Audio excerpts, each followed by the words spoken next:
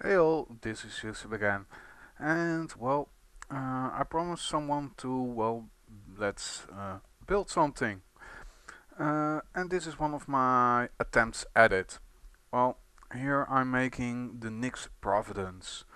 I recorded this a while ago, so not everything is clear in my mind anymore, but I'm watching this video and I'm going to talk over what I've did. Um, let's first of all start off with a niggling point. As you just saw, there are some parts where I struggle with putting things together, like the polycaps in that knee joint. They're pretty hard to get in properly. Uh, let's just say I've thrown away several recordings of me putting that together, and this was the best one of them. Um, all in all, this was not, of course, the most difficult build. Me building the perfect grade strike.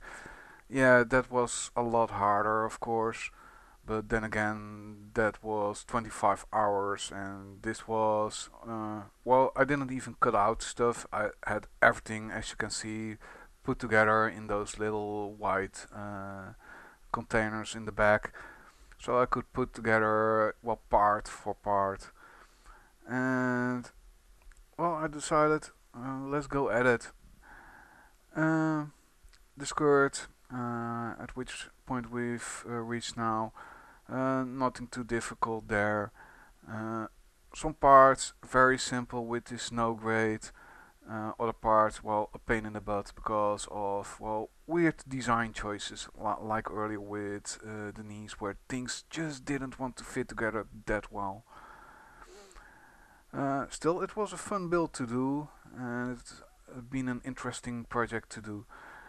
The chest, however, gave me more problems, at least due to the unusual nature of something you'll see in a moment. Here, I think I should have pre-painted the neck part with a silver or gray, just to make it stand out more. But already, it's nice that you get a separate yellow piece for the around the neck.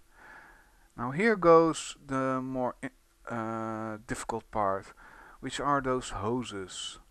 They really are a pain in the butt to get into the proper place, and they can spring loose constantly, so you'll see me struggle quite a bit with them. Keep in mind, this entire movie has been sped up to about 4 times normal speed. Yeah, now here the hoses, yeah, it goes alright, but then I have to put on the covers. That one goes just fine.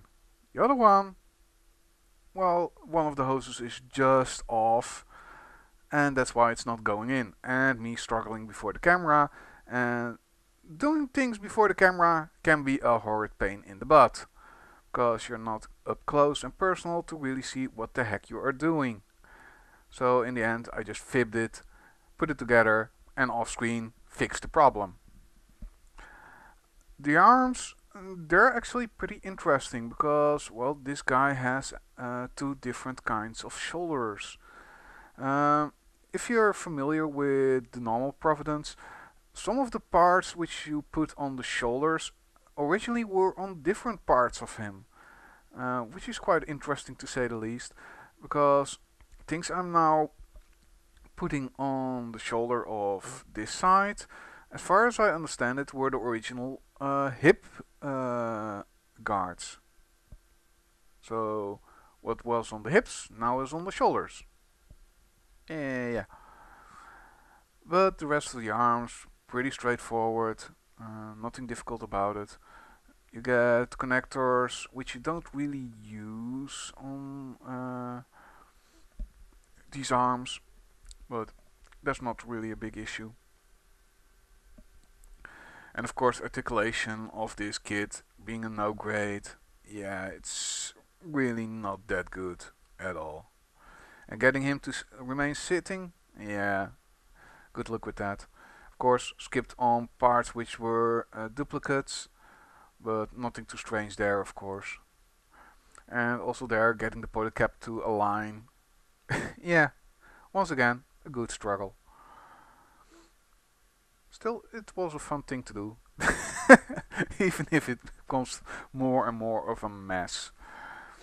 The head itself, I prepared at least the stickers and such.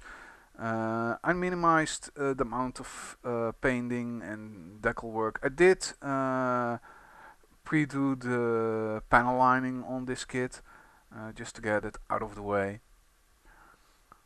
The head itself is actually pretty interesting looking. It's a weird mix of a normal Gundam design with something extra. Um, I haven't made ever the normal Providence, or at least in a bigger scale with more detail. I have the Providence in 1 to 144, it's fast grade scale, which was horrid and I've thrown it away years ago. So, yeah. Now here's an interesting thing. This originally was his arm cannon. That's why it has a side uh, holder for the second arm. But this is actually me building the backpack, not his main weapon. Which is the weird part of this kit. Everything is moved around. Those things which I'm now going to look at, I numbered them by the way, just to make sure, because otherwise it gets confusing for myself. So on the inside I numbered them. Those things I'm now putting on the backpack are actually his shoulder pads. Yeah, design choices. I don't really know what's the story behind the Nix Providence. I believe it's a comic only thingy, but uh, it's an interesting choice to just fiddle around with everything. And in the same case, what I'm now putting together is the shoulder pack, but it originally was the backpack. Yeah. Still, I think it's pretty interesting to see the way they did this. It does make him quite shoulder heavy, but that's luckily with this kit not really an issue because of its quite huge size. And this is another shoulder part, which originally was an arm weapon. At least this one still can be used as the arm weapon, which is the way I use it because, well, you get the beam effect part for just that, which I like. But yeah, that's how they are normally supposed to be put together. And then we get into, well, all of well, the fin funnels. I'm not really sure what to make of them. Bits, whatever. You have three different sizes. The largest one go on his butt.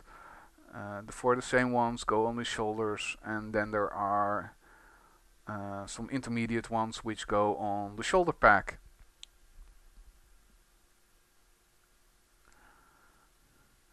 It would have been interesting if you could actually launch stuff, but oh well. Anyway, this was Eucep. Thank you all for watching.